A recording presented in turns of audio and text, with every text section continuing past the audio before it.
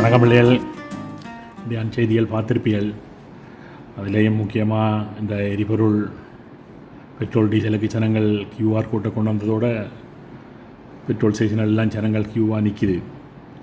அரசாங்கம் கையில் இருக்கிற பெட்ரோல் டீசல் எல்லாம் முடிஞ்ச பிறகு என்ன செய்வோம் என்று யோசிக்காமல் இப்போவே அதை பற்றி யோசித்து கியூஆர் கோட்டை கொண்டு வந்தது நல்லா போச்சு கண்டிலோ. இல்லைன்னு சொன்னால் எல்லோரும் அளவுக்கு அதிகமாக இல்லோ வாங்கி குவிச்சான்ட்டு இருந்தவன். இப்போ அவன் தேவைக்கு மாத்திரம் பெட்ரோலை கொடுத்தால் இனி கையில் இருக்கிறது கொஞ்சம் காலம் நின்று பிடிக்கும். அது மாதிரி வாங்கிறதுக்கும் புதுசாக கொண்டு வரத்துக்கும் பார்த்திய செய்தியிலையும் அதுவும் கிடக்குது கண்டியலோ. எரிபொருள் தட்டுப்பாட்டை தவிர்க்க இந்தியா ரஷ்யாவுடன் அரசு ஒப்பந்தம் செய்து போதென்ற கதையும் செய்தியும் வந்திருக்குது கண்டியலோ.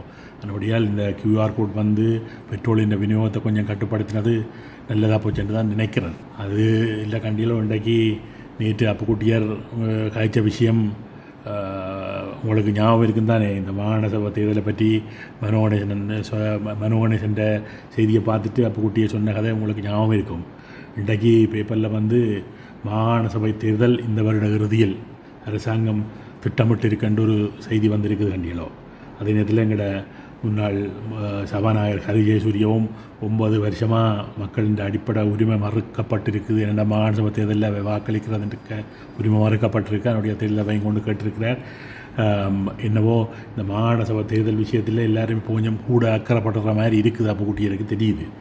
அது மாத்திரமில்லை, இந்த மாகாண சபை தேர்தலை எப்படி நடத்துறது என்றதை ஆராயறதுக்கு பாராளுமன்றத்தில் ஒரு தெரிவுக்குழு போட்ட வேண்டியலோ.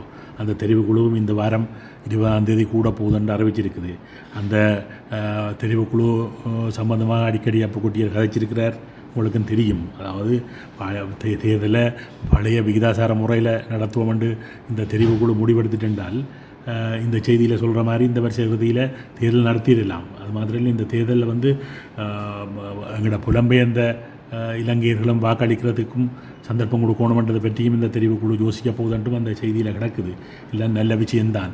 ஆனால் நேற்று அப்புக்குட்டியர் சொன்ன மாதிரி கண்டியலோ எங்களோட இந்த தமிழ் தரப்பு வடமாகாண சபைக்கு அல்லது கிழக்கு மாகாண சபைக்கு இந்த தமிழ் தரப்பு, நான் சொல்கிறது இந்த தமிழ் தேசியம், நாங்கள்லாம் தமிழ் தேசியத்தின் காவலர்கள் என்று சொல்லிக்கொண்டிருக்கிற ஆக்கள் ஆரை வேட்பாளராக போட போயினவன்றது தான் இப்போ இருக்கிற பிரச்சனை கண்டியலோ. இந்த முறை இந்த மாகாண சபை தேர்தல் என்று சொன்னால் கட்சிக்கு தேசியத்துக்கண்டு ஜனம் நினைக்க போகிறதில்லை. ஜனம் ஆறு இந்த மாகாண சபைக்கு அனுப்பினால் அவைக்குள்ளால் எங்களுக்கு ஏதாவது இந்த மாகாண சபைக்குள்ளால் பிரயோசனம் பண்ணி பார்த்து தங்கண்டியோ ஓட்டு போடுமென்று நான் நினைக்கிறேன். அப்படியால் என்ன செய்ய போயினோம்ன்றதை பார்ப்போம். சரி பிள்ளைகள், நாளைய செய்திகளோடு சந்திப்போம்.